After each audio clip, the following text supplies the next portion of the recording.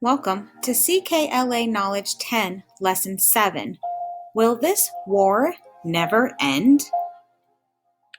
Our purpose for listening today is to find out how George Washington's contributions to the new nation grew. We're also going to understand the word confident. Let's take a trip to see what we've already learned. Why were the colonists at war with Great Britain? Remember, they felt they were being unfairly treated and taxed, so they wanted to rule themselves and become an independent nation. They couldn't vote. They had no representation across the ocean in Great Britain. Who was the commander-in-chief of the Continental Army? Were you thinking George Washington? How about this one? Who were the Redcoats? The Redcoats were the British soldiers that King George sent across the Atlantic Ocean to keep the colonists in line and to do what he said. What kind of weather did Washington and his army have to endure when crossing the Delaware and at Valley Forge, Pennsylvania?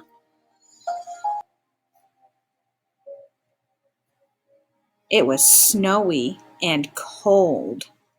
There was ice in the water. The colonists didn't have enough clothes or food. Do you think Washington was a brave man? Think about that. Do you think Washington was a brave man?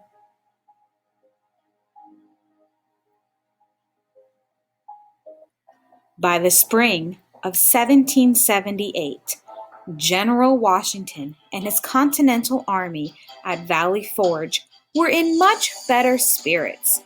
Soldiers and supplies had arrived from France. The army was better prepared, and the bitterly cold weather was behind them. They were ready to take on the British once more. Fighting continued all across the colonies, on land and on sea, and into the wilderness west of the Mississippi River. Will this war never end? People wondered. Is it worth the loss of so many lives?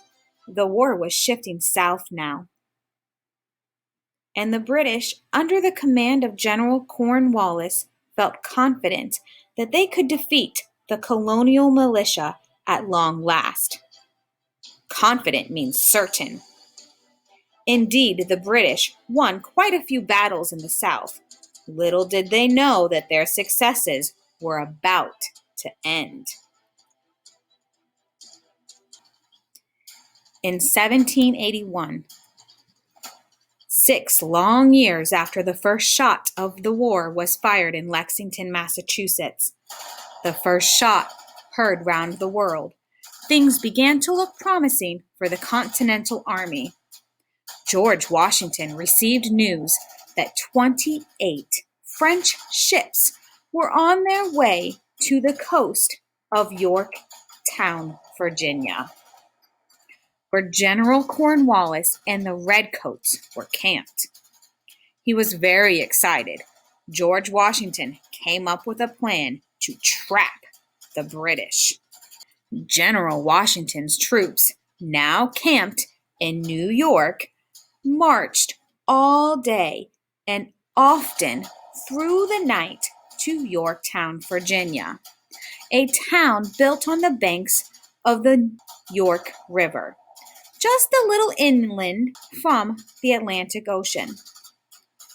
While Washington moved his troops over land, French ships moved in by sea.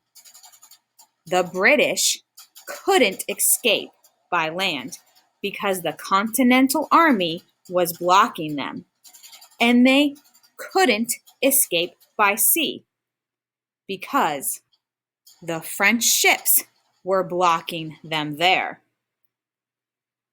George Washington and his forces had the British blocked from both sides.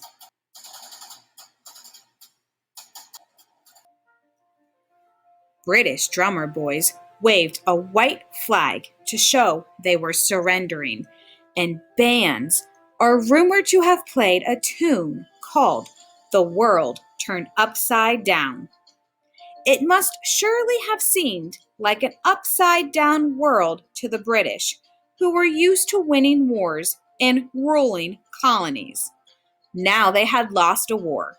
They would no longer rule over the American colonies. The British Army was captured at Yorktown, and all the fighting in the colonies soon ended.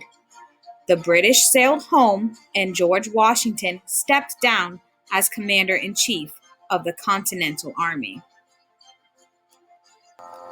The colonists and the British had to agree to peace, to no more fighting.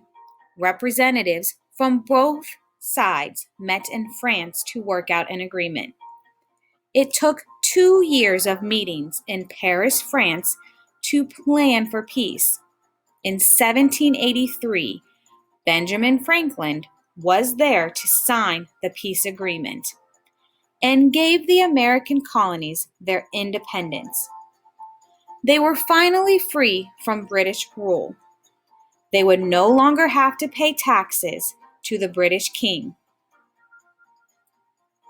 Their new nation reached from Canada in the north to Florida in the south, to the Mississippi River in the west. Now the British were no longer in charge, and the colonists did not have to obey the rules of a distant or faraway king. Who would rule the new nation? Some suggested that George Washington be made king. King? He scoffed. We have been fighting to rid ourselves of a king. Our new government must be one where the people rule. But how? George Washington, exhausted by 6 years of battle, wanted only to go back to his family. He loved Mount Vernon, his home on the Potomac River in Virginia. He dreamed of being able to ride peacefully about his farm, listening to birdsong instead of shouting out orders to his men. Washington's wife, Martha, had been a great help to him during the war, bringing food and clothing to his troops during their long, hard winters, and even camping out with them in their field tents. She, too, looked forward to spending time with her husband in the comfort of Mount Vernon. But George Washington was not able to relax on his farm for too long, as you will soon learn. Freedom in America is very important. This is why we talk about things like respect and responsibility at school. We will continue to learn more about how George Washington contributed to how America was formed.